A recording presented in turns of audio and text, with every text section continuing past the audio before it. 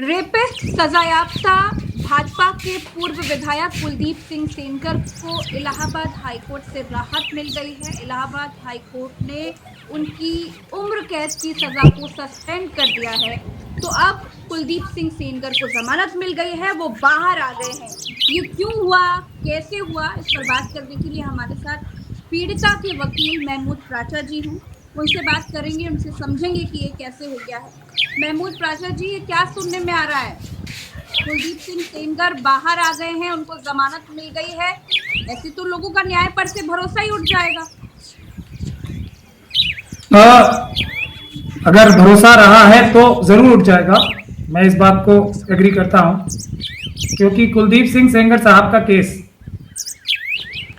अगर ये कन्विक्ट होने के बाद कोर्ट की मर्सी डिजर्व करते हैं, क्योंकि ये बेल क्यों मिली है मैं आपको उसका रीज़न बता दूं। अदालत ने ये माना है कि इनका आर्टिकल 21 जो इनका फंडामेंटल राइट है वो वायलेट हो जाएगा, क्योंकि अपील जो है इनकी सुनवाई होने में काफ़ी टाइम लगेगा और ये अपने जो सज़ा है इनकी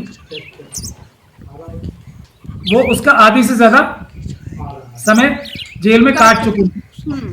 अब इस जजमेंट की अगर मैं क्रिटिसिज्म लिखूं तो किताबें लिख सकता हूं मैं इस पे कोई जी, क्योंकि बेल रूल होती है कब तक, जब तक अंडर ट्रायल होता है, एक्यूज होता है बंदा, और एक्सेप्शन होती है जेल। लेकिन जब सजा हो जाती है, जब अदालत में सबूतों के आधार पे उसको दोषी पा लिया जाता है, तब ये उल्टा हो जाता है, जेल रूल हो जाती है और बेल एक्सेप्शन हो जाती है। कब? जब जज ये फैसला दें कि ये जो जजमेंट थी ये इतनी परवर्स थी, ऑब्नॉक्शियस थी, इतनी बुरी, गंदी, घटिया जजमेंट थी कि इसको तो कूड़ेदान में फेंक देना चाहिए। और इसके बाद क्योंकि हम इसमें फैसला जल्दी नहीं कर सकते, तो ये बेचारा निरी प्राणी जो है ये जेल में सड़ जाएगा, इसलिए हम इसको बेल दे देते हैं, अपनी गलती मानते हैं। अब ये कुलदीप सिंह सेंगर साहब मर्सी, दया कितनी डिजर्व करते थे, मैं आपको 3-4 लाइंस में बताना चाहता हूँ। इनके ऊपर साबित क्या क्या हुआ है। इन्होंने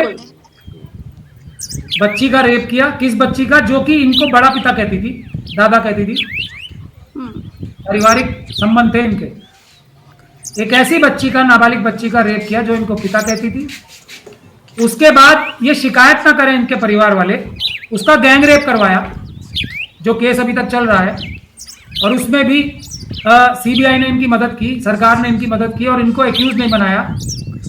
गवाही में ये बात आ गई है जिसकी वजह से कुलदीप सिंह सेंगर साहब भी उसमें भी मुलजिम बनेंगे। ये इन्होंने दूसरा कार्य किया, दया प्राप्त करने का कोर्ट। ये क्यों डिजर्व करते हैं दया? इसके बाद इन्होंने इनके पिताजी की हत्या करवाई पुलिस स्टेशन में ले जाके, इलीगल डिटेंशन में। क्यों? क्योंकि वो शिकायत ना करें इस रेप की। उसके बाद सुप्रीम कोर्ट ने संज्ञान लिया, तब एफआईआर दर्ज हुई रेप की। ये दया के पात्र तो हैं ही। उसके बाद भी इनको शांति नहीं मिली। इन्होंने ट्रक चढ़वाया उस गाड़ी में जिसमें बच्ची, उसका वकील और इसके परिवार वाले थे। 3 लोग उसमें मर गए। बच्ची बाल बाल बच गई, और वो बच इसलिए गई क्योंकि ये बहुत ही सख्त जान है, जिसको कह सकते हैं ना, बहुत ही ज्यादा तगड़ी बच्ची है। इसकी कितनी हड्डियां टूट गई, सर पे चोट लगी, लेकिन ये फिर भी बच गई। इसकी किस्मत थी। अभी तो डिजर्व करते हैं दया वो। उसके बाद भी ये चुप नहीं बैठे। एफआईआर कई दर्ज हुई हैं कुलदीप सिंह सेंगर के लोगों के खिलाफ, ये डरा धमका रहे हैं। अभी 10 दिन पहले तक इसके पति को जान से मारने की कोशिश की, जानलेवा हमला हुआ, वो सीरियसली इंजर्ड है। पहले इसको लालच दिया कि केस विड्रॉ कर लो, मतलब फॉलो मत करो, नहीं तो अगले दिन इसका पति का ये काम हुआ। ये व्यक्ति अगर दया डिजर्व करता है honourable division bench of high court की, तो मैं ये मानने के लिए बिल्कुल तैयार नहीं हूं कि इस देश का कोई भी पीडोफाइल, कोई भी बलात्कारी बच्चियों का या महिलाओं का ऐसा होगा जो दया डिजर्व ना करता हो, जिसको दया नहीं देनी चाहिए कोर्ट की। आज के बाद कोई भी बच्ची अदालत जाएगी तो उसका अंजाम ये होगा। ये मैसेज गया है पूरे देश में कि अगर कुछ हो जाए तो पुलिस और अदालत मत जाना, क्योंकि वो बंदा कुलदीप सिंह सेंगर जैसा अगर बाहर आ सकता है दया की वजह से, दया दिखाने की वजह से, तो कोई भी अंदर रहेगा ही नहीं। सब दया डिजर्व करते हैं। जो एप्स्टीन फाइल है ना जी, तो इसके सामने बौनी है जो भारतवर्ष में होगा, कुछ नहीं है। महमूद प्राचा जी, कुलदीप सिंह सेंगर को जमानत मिलने के बाद जो एक आम धारणा बन गई है वो मैं आपको बता रही हूँ। वो आम धारणा ये है कि पैसा और पावर के बल पर कुछ भी कराया जा सकता है। तो क्या आज अदालतों का भी यही हाल हो गया है कि पैसा फेंको तमाशा देखो? मैंने आपको ये बात, जिस दिन मेरे पास सबूत आ जाएंगे मैं प्रेस कॉन्फ्रेंस करके दिखाऊंगा जी, और मैं दिखाऊंगा ही जिस दिन मेरे पास सबूत आ जाएंगे। लेकिन हमारे बार एसोसिएशन के, बार काउंसिल के चेयरमैन रहे दो एक मिनट सुन लीजिए मेरी बात। हाँ हाँ बोलिए। उन्होंने कहा है 90% जजेस जो हैं जुडिशरी वो करप्ट है। अब मैं इससे ज्यादा कुछ नहीं कहा। सुना है मैंने। कुलदीप सिंह सेंगर को निचली अदालत से सजा मिल चुकी थी उम्र कैद की, फिर हाईकोर्ट पे बाजी कैसे पलट गई? अंगुलीमाल संत कैसे बन गया भैया? संत नहीं बना है, दया दया करनी चाहिए, क्योंकि उसने कुछ किया ही तो नहीं है ना। जो मैंने आपको अभी सीरीज ऑफ एक्शंस बताए, रेप किया, गैंग रेप किया, पिताजी को मरवाया, इसको खुद मरवाया, 3 परिवार के लोगों को मरवाया, उसके बाद भी पति को मारने की कोशिश की, इसको मारने की कई बार कोशिश की, किया ही क्या इसने? ये दया नहीं मिलेगी इससे तो क्या मिलेगी? ये ग्राउंड है देखिए। और दया इसलिए मिलनी चाहिए क्योंकि हम लोगों पे काम का बोझ है, और जितना काम का बोझ था उससे ज्यादा सुनवाई सस्पेंशन ऑफ सेंटेंस में हो गई। शायद अपील में इतनी सुनवाई होती नहीं, इतना टाइम नहीं लगता। ये है लब्बो लुआब। अब आपको जो निष्कर्ष निकालना निकाले। बहुत से लोग हमसे कह रहे हैं, सही है कि क्या ये बात सही है कि जुडिशरी सत्ता के दबाव में है, इसीलिए अरावली जैसे फैसले आ जाते हैं, इसीलिए चीफ जस्टिस पर जूता फेंका जाता है? नहीं, जूता फेंकने की वजह तो अलग है, उसको दोनों को मिक्स नहीं करना चाहिए हमें बिल्कुल भी। जूता तो एक और मानसिकता की वजह से फेंका गया है। हाँ, अरावली का फैसला बिल्कुल हुआ है, और जुडिशरी के जो फैसले कहीं ना कहीं का सवाल नहीं रहा है। 90% की गारंटी तो हमारे बार काउंसिल के जो चेयरमैन है, फॉर्मर चेयरमैन, वो दे रहे हैं, और जो को चेयरमैन है बार काउंसिल ऑफ इंडिया के, वो बोल रहे हैं कि उनकी बातों में दम है। तो अब कहीं ना कहीं का सवाल नहीं रहा है। अरावली का फैसला, अभी मैं तो हैरान हूं कि चंद्रचूड़ साहब ने जो प्रथा बनाई है अपनी जजमेंट्स को पब्लिकली डिस्कस करने की, वो प्रथा फॉलो करते हुए जस्टिस गवई साहब ने भी, चीफ जस्टिस गवई साहब ने भी अपने आप को जस्टिफाई करने की कोशिश की है, वो भी परम आदरणीय अर्नब गोस्वामी जी के सामने, जो कि जर्नलिस्ट कब बन गए मुझे ये भी नहीं पता। आजकल उनको कुछ क्या बोलूं मैं, उनका सूर्य जो है पश्चिम से उदय हो रहा है।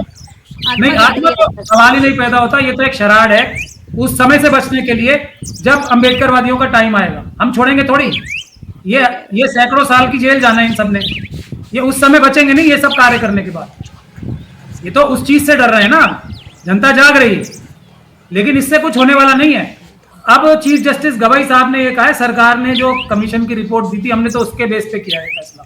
इस केस में भी वही हुआ है। महमूद प्राचा जी, चलिए सीबीआई के वकील जो है ना के केस पर फिर से आ जाते हैं। मुझे इसको थोड़ा समझने में समय लग रहा है कि अचानक से आप लोग इस केस को जीते हुए थे, जीती हुई बाजी हारने की पोजीशन पर आप लोग आ गए हैं। अब इस केस में आगे क्या है? देखिए, जीते हुए नहीं थे हम। एक तो ये केस मेरे पास बहुत बाद में आया, एक बात ये। दूसरा, जो कुछ इसमें खराबी हो चुकी थी, जैसे हाथरस के केस में भी खराबी हो चुकी है, उसको भी सुधारने में हमें कितना संघर्ष करना पड़ रहा है मैं आपको क्या बताऊं। तो इस केस में ये हुआ है कि सीबीआई के जो इन्वेस्टिगेटिंग ऑफिसर थे, विवेचना अधिकारी थे, उनके खिलाफ फाइंडिंग है ट्रायल कोर्ट की कि वो कुलदीप सिंह सेंगर साहब से मिले हुए थे और उनको बचाने की पूरी चेष्टा कर रहे थे। ये फाइंडिंग है जो अब तक हटाई नहीं गई। उस व्यक्ति को अब बगैर ऊपर के दबाव के या ऊपर के तारतम्य के ये आईओ साहब नहीं कर रहे होंगे। इसका सबूत ये है कि उसके खिलाफ कोई कार्रवाई नहीं हुई, बल्कि सीबीआई उस ऑब्जर्वेशन को एक्सपंज कराने से हाईकोर्ट आई हुई है। जो सजाएं और भी ज्यादा होनी चाहिए थी, उसको एनहांस कराने के लिए सुप्रीम कोर्ट, हाईकोर्ट नहीं आई, सीबीआई।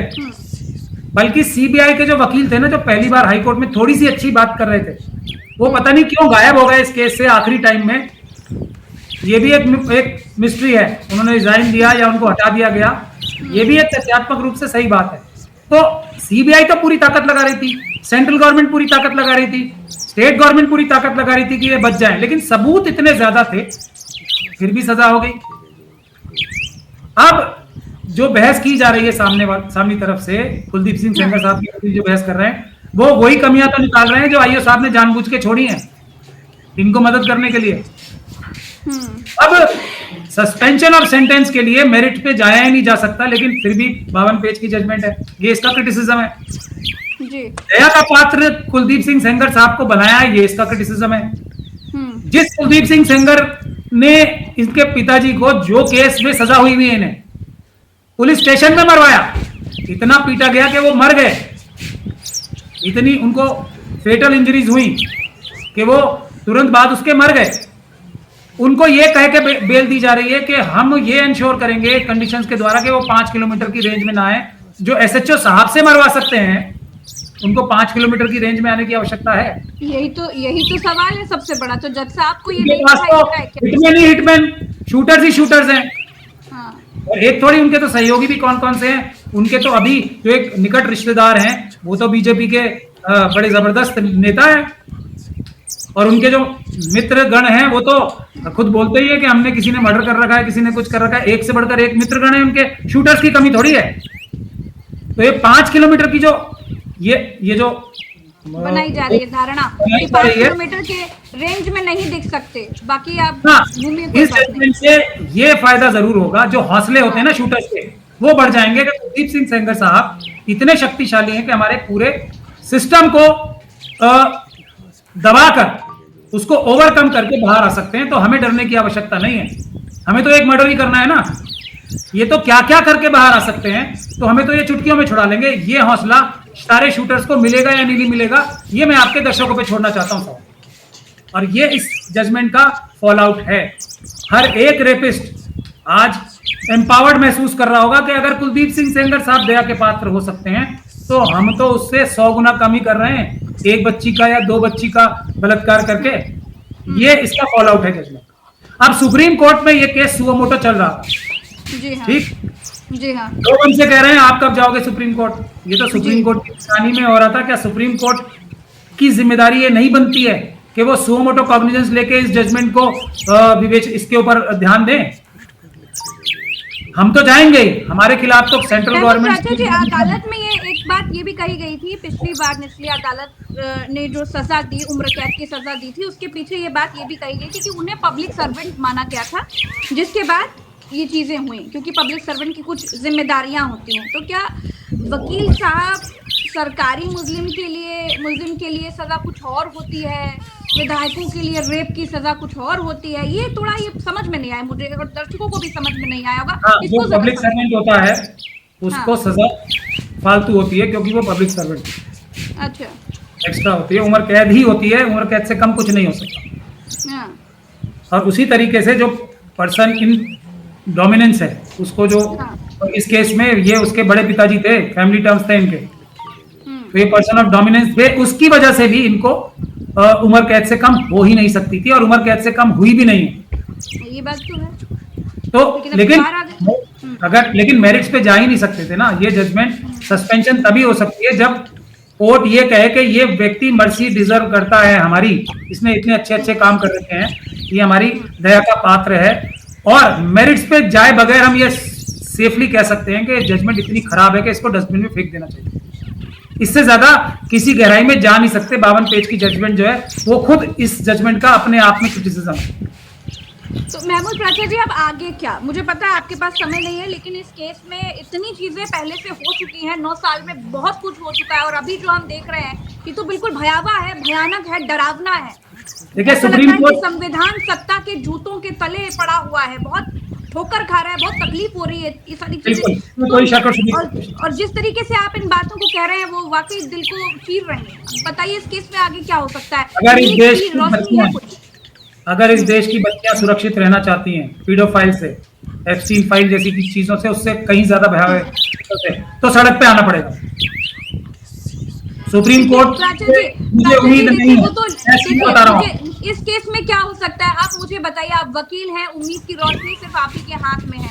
आप ही चीजों को बेहतर समझा सकते हैं। आगे कोई उम्मीद की रोशनी है, कोई उम्मीद की अगर जा सुप्रीम सकती है? कोर्ट स्वतः संज्ञान लेती है, जी कुछ करती है, एक वो रास्ता है, लेकिन वो पूरा रास्ता नहीं है। आंदोलन नहीं होगा तो कुछ नहीं होगा, मैं आपको बता रहा हूं। सरकार खिलाफ, केंद्र सरकार खिलाफ, उत्तर प्रदेश सरकार खिलाफ, अब ये 2-3 दिन का हाइप है, वो खत्म हो जाएगा। यही हमारी सबसे बड़ी प्रॉब्लम है। 2-4 दिन तक सब लोग एकदम उद्वेलित रहते हैं, उसके बाद भूल जाते हैं। यही तो हो रहा है हर केस में। हाथरस में क्या हो रहा है, सब केसेस में वो उत्तराखंड की बच्ची के साथ क्या हो रहा है, इसीलिए तो डेली हो रहा है। अगर हमारे देश की बच्चियां आगे नहीं आके अपनी हिफाजत करेंगी सड़क पे आके, तो कुछ नहीं होगा। ये मैं गारंटी के साथ कह सकता हूं, कुछ नहीं होगा। हम लोग लड़ते लड़ते मर सकते हैं, लेकिन इसके आगे कुछ नहीं होगा। धन्यवाद, मुझे जाना है दूसरी जगह, जी जी बिल्कुल, बहुत बहुत आना शुक्रिया। पड़ेगा, सड़कों पे आना पड़ेगा। बहुत बहुत शुक्रिया महमूद प्राचार्य जी, आपने समय दिया। दर्शकों का भी बहुत बहुत आभार। तो जिस तरीके से हम देख रहे हैं कि कुलदीप सिंह सेंगर को जब से ज़मानत मिली है, तब से जो पीड़ित पक्ष है, पीड़िता है, वो बहुत डरे हुए हैं और वो लगातार न्याय की गुहार लगा रहे हैं कि कोई तो सुनेगा, कोई तो उनको न्याय देगा। लेकिन हो ये रहा है कि रात को इंडिया गेट के सामने जब पीड़िता अपनी माँ के साथ धरने पर बैठती है, तो पुलिस घसीटते हुए से लेकर जाती है और उन तस्वीरों को देखकर ऐसा लगता है कि दोषी कुलदीप सिंह सेंगर नहीं, शायद ये बेटी है। ये हो रहा है समृद्ध काल में। फिलहाल इतना ही। चैनल को अगर आपने सब्सक्राइब नहीं किया है तो सब्सक्राइब कीजिए और इस वीडियो को ज़्यादा से ज़्यादा लोगों तक पहुंचाइए, ताकि हर किसी को पता तो चल सके कि आखिर पैसे और ताकत के बल पर क्या कुछ हो रहा है। नमस्कार।